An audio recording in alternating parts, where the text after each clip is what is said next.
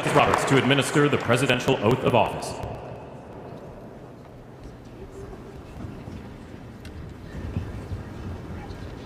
Hand and repeat after me. I, Donald John Trump, do solemnly swear I, Donald John Trump, do solemnly swear that I will faithfully execute that I will faithfully execute the office of President of the United States the office of President of the United States and will, to the best of my ability, and will, to the best of my ability, preserve, protect, and defend preserve, protect, and defend the Constitution of the United States. the Constitution of the United States. So help me God. So help me God. Congratulations, Mr. President.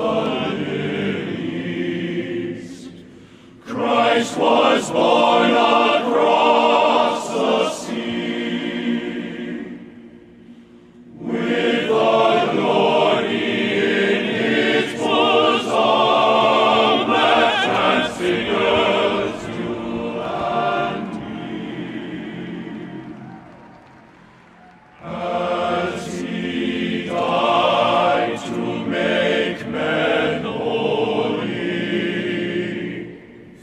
let us die to make men free while God is marching on.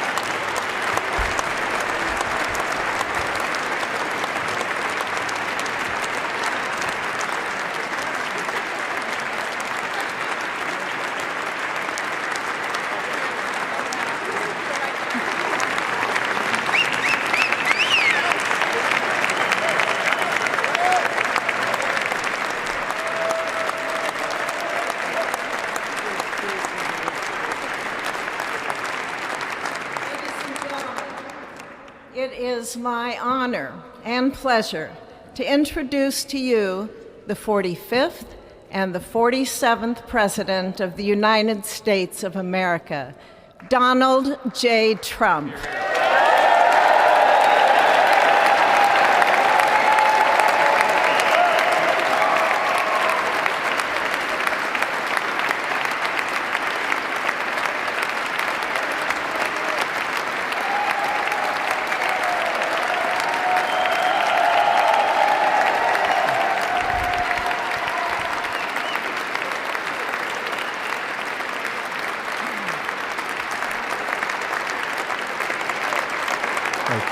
Thank you very much, everybody. Well, thank you very, very much. Vice President Vance, Speaker Johnson, Senator Thune, Chief Justice Roberts, Justices of the United States Supreme Court, President Clinton, President Bush, President Obama, President Biden, Vice President Harris, and my fellow citizens. The golden age of America begins right now.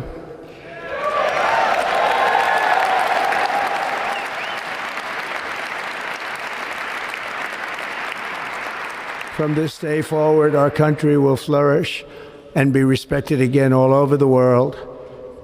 We will be the envy of every nation, and we will not allow ourselves to be taken advantage of any longer. During every single day of the Trump administration, I will very simply put America first.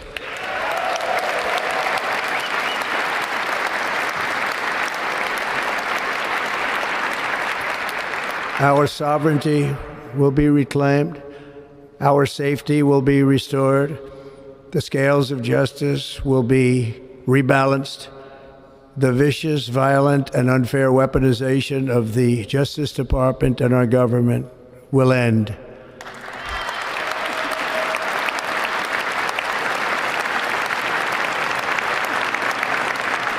And our top priority will be to create a nation that is proud, prosperous, and free.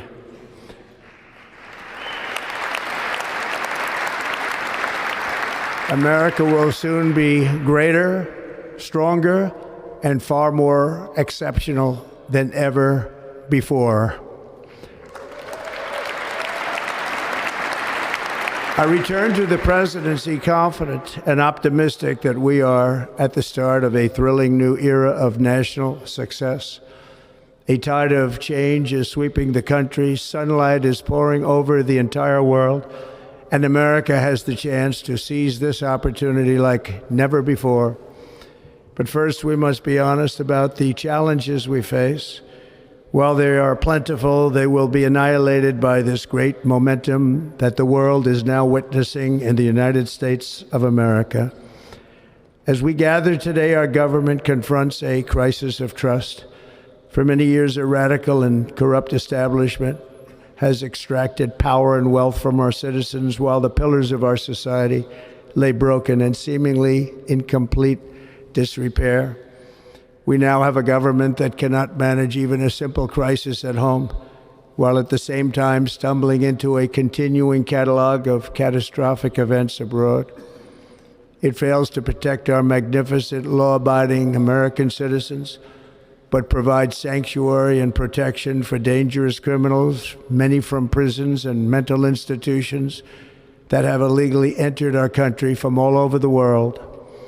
We have a government that has given unlimited funding to the defense of foreign borders, but refuses to defend American borders or, more importantly, its own people. Our country can no longer deliver basic services in times of emergency, as recently shown by the wonderful people of North Carolina, been treated so badly.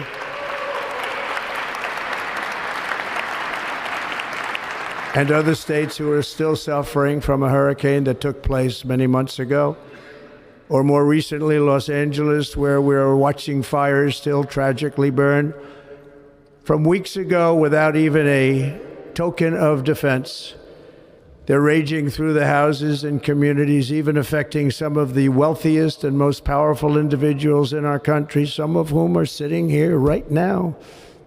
They don't have a home any longer. That's interesting. But we can't let this happen. Everyone is unable to do anything about it. That's going to change. We have a public health system that does not deliver in times of disaster, yet more money is spent on it than any country anywhere in the world. And we have an education system that teaches our children to be ashamed of themselves in many cases, to hate our country despite the love that we try so desperately to provide to them. All of this will change starting today, and it will change very quickly.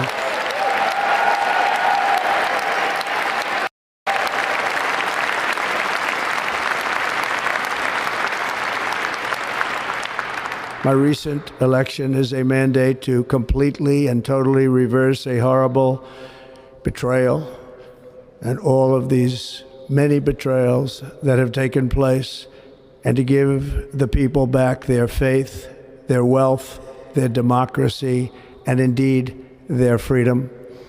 From this moment on, America's decline is over.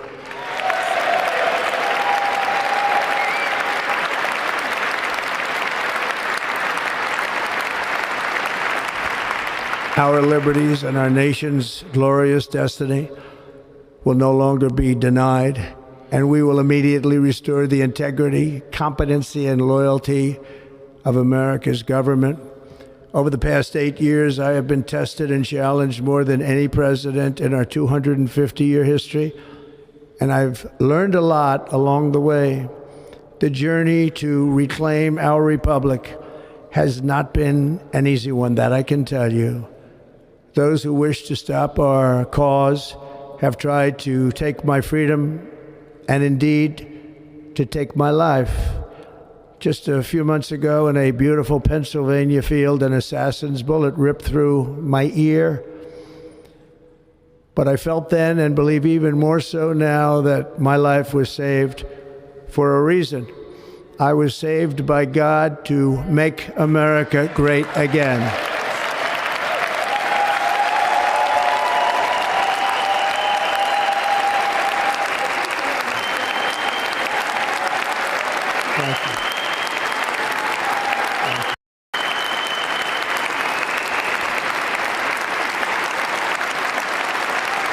Thank you very much.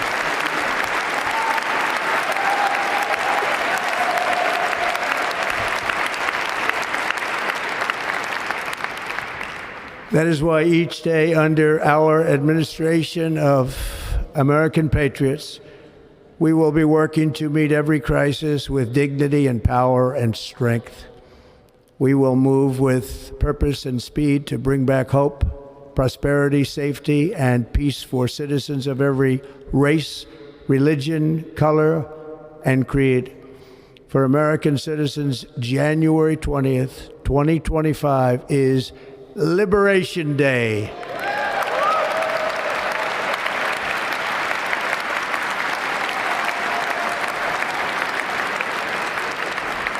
It is my hope that our recent presidential election will be remembered as the greatest and most consequential election in the history of our country. As our victory showed, the entire nation is rapidly unifying behind our agenda with dramatic increases in support from virtually every element of our society, young and old, men and women, African Americans, Hispanic Americans, Asian Americans, urban, suburban, rural, and very importantly, we had a powerful win in all 7 swing states, and the popular vote, we won by millions of people. To the Black and Hispanic communities, I want to thank you for the tremendous outpouring of love and trust that you have shown me with your vote. We set records, and I will not forget it. I've heard your voices in the campaign, and I look forward to working with you in the years to come. Today is Martin Luther King Day, and his honor, this will be a great honor, but in his honor, we will strive together to make his dream a reality. We will make his dream come true.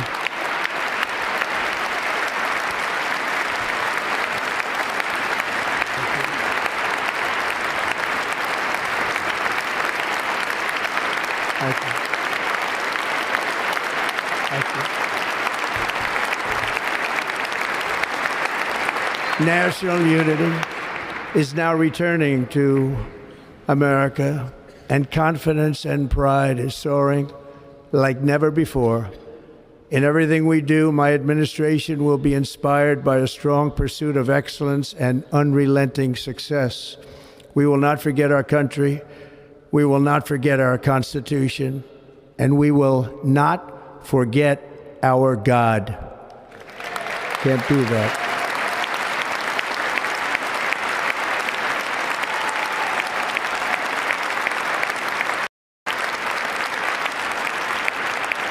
Today, I will sign a series of historic executive orders.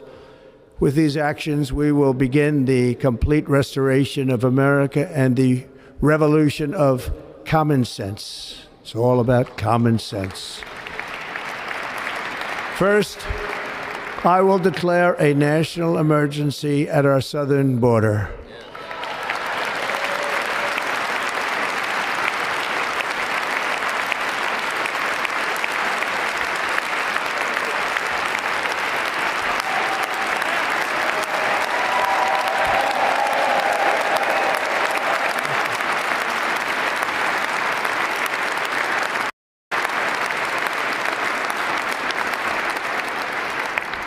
All illegal entry will immediately be halted, and we will begin the process of returning millions and millions of criminal aliens back to the places from which they came. We will reinstate my Remain in Mexico policy.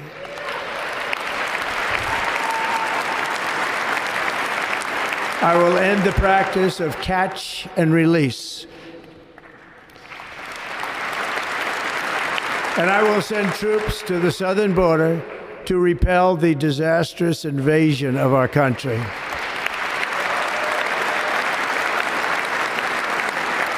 Under the orders I signed today, we will also be designating the cartels as foreign terrorist organizations.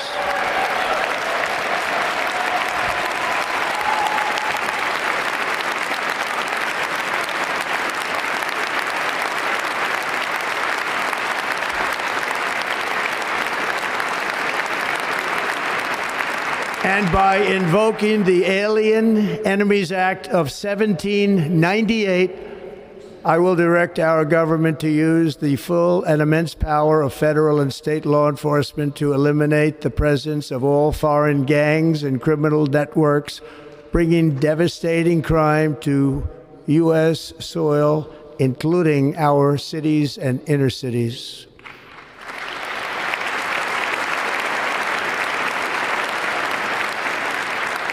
As Commander-in-Chief, I have no higher responsibility than to defend our country from threats and invasions, and that is exactly what I am going to do. We will do it at a level that nobody's ever seen before. Next, I will direct all members of my cabinet to marshal the vast powers at their disposal to defeat what was record inflation and rapidly bring down costs and prices.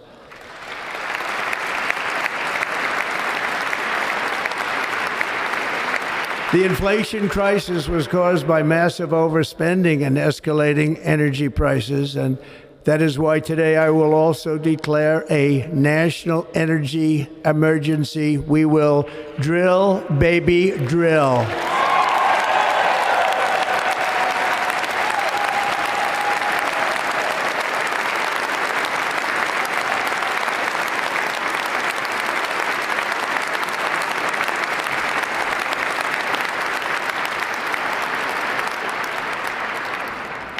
America will be a manufacturing nation once again, and we have something that no other manufacturing nation will ever have, the largest amount of oil and gas of any country on earth, and we are going to use it. Let me use it. We will bring prices down, fill our strategic reserves up again, right to the top, and export American energy all over the world. We will be a rich nation again, and it is that liquid gold under our feet that will help to do it. With my actions today, we will end the Green New Deal, and we will revoke the electric vehicle mandate, saving our auto industry and keeping my sacred pledge to our great American auto workers.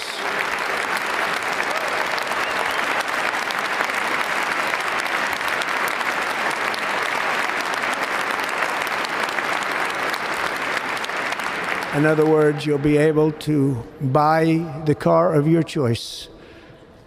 We will build automobiles in America again at a rate that nobody could have dreamt possible just a few years ago. And thank you to the auto workers of our nation for your inspiring vote of confidence. We did tremendously with their vote. I will immediately begin the overhaul of our trade system to protect American workers and families. Instead of taxing our citizens to enrich other countries, we will tariff and tax foreign countries to enrich our citizens.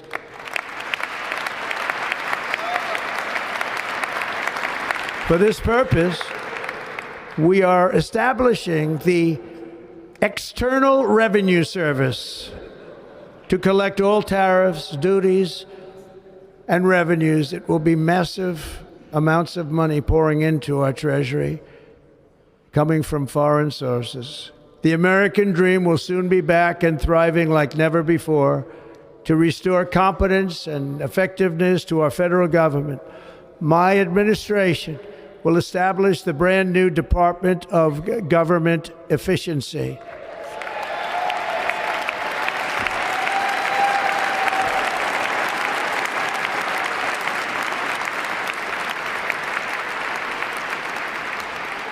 After years and years of illegal and unconstitutional federal efforts to restrict free expression, I will also sign an executive order to immediately stop all government censorship and bring back free speech to America.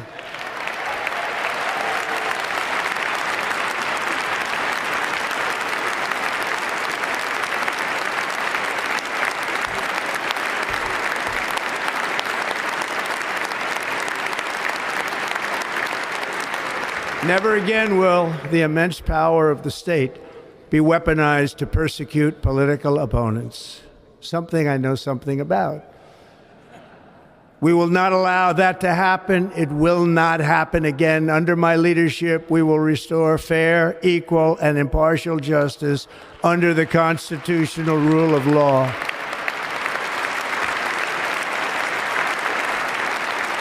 And we are going to bring law and order back to our cities. This week, I will also end the government policy of trying to socially engineer race and gender into every aspect of public and private life.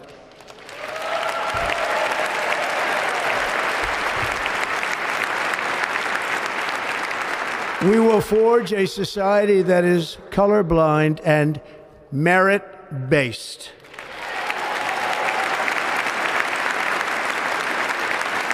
As of today, it will henceforth be the official policy of the United States government that there are only two genders, male and female.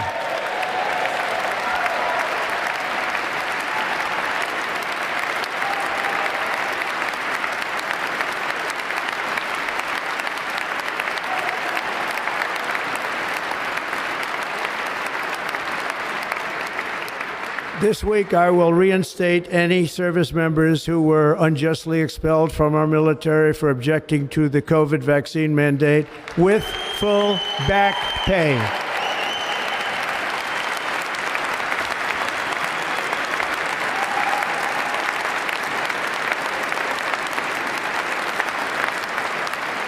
And I will sign an order to stop our warriors from being subjected to radical political theories and social experiments while on duty.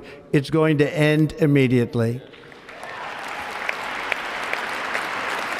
Our armed forces will be freed to focus on their sole mission, defeating America's enemies.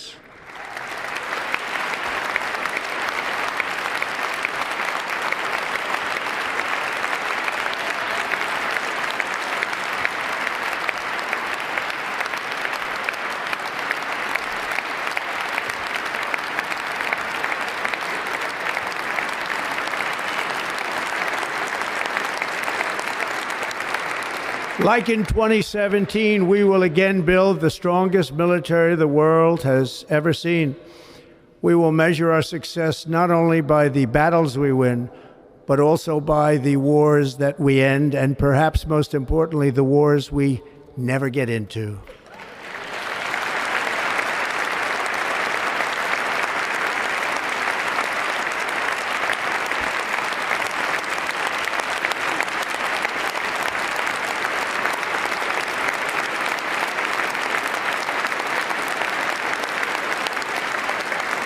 My proudest legacy will be that of a peacemaker and unifier. That's what I want to be, a peacemaker and a unifier. I'm pleased to say that as of yesterday, one day before I assumed office, the hostages in the Middle East are coming back home to their families.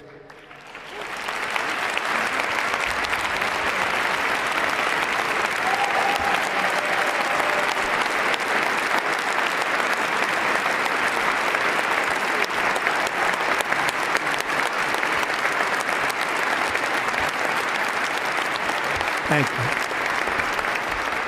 America will reclaim its rightful place as the greatest, most powerful, most respected nation on earth, inspiring the awe and admiration of the entire world. A short time from now, we are going to be changing the name of the Gulf of Mexico to the Gulf of America, and we will restore the name of a great president, William McKinley, to Mount McKinley, where it should be and where it belongs.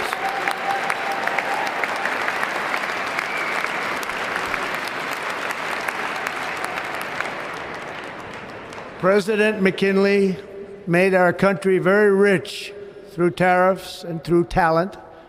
He was a natural businessman and gave Teddy Roosevelt the money for many of the great things he did, including the Panama Canal, which has foolishly been given to the country of Panama after the United States.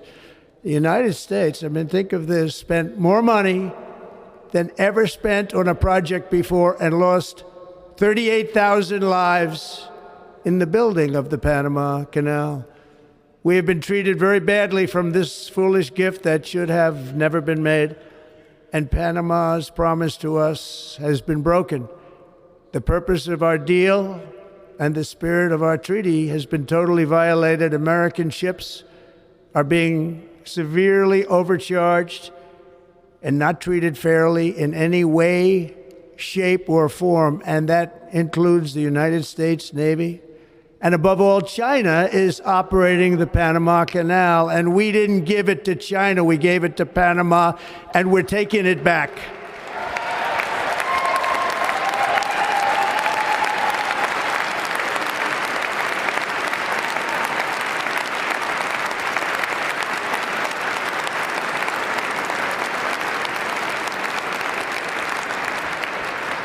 Above all, my message to Americans today is that it is time for us to once again act with courage, vigor, and the vitality of history's greatest civilization.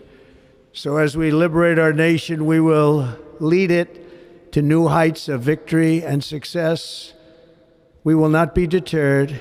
Together we will end the chronic disease epidemic and keep our children safe, healthy, and disease-free. The United States will once again consider itself a growing nation, one that increases our wealth, expands our territory, builds our cities, raises our expectations, and carries our flag into new and beautiful horizons. And we will pursue our manifest destiny into the stars, launching American astronauts to plant the stars and stripes on the planet Mars.